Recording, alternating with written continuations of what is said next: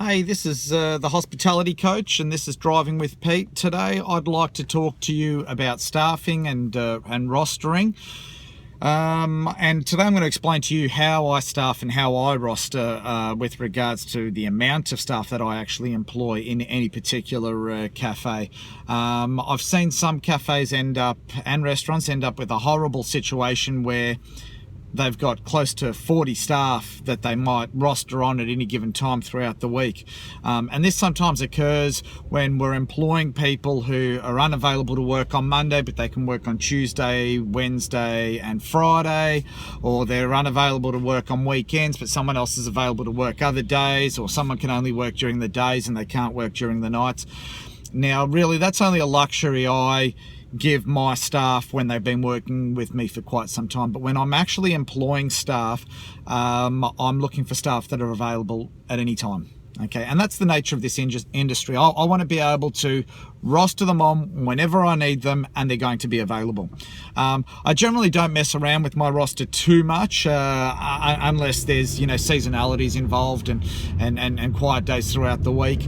But I like my staff knowing that they will be working a set rough amount of hours every single week. So they know that Monday to Friday they work these rough hours, or Wednesday to Sunday, they're the hours that they work.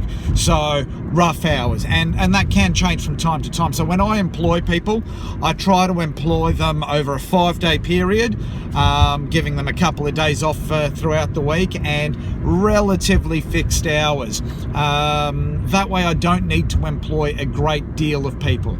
And what I'll actually say to them is, these are the hours that I'm going to give you, and I expect you to be there. And that sounds a little bit harsh.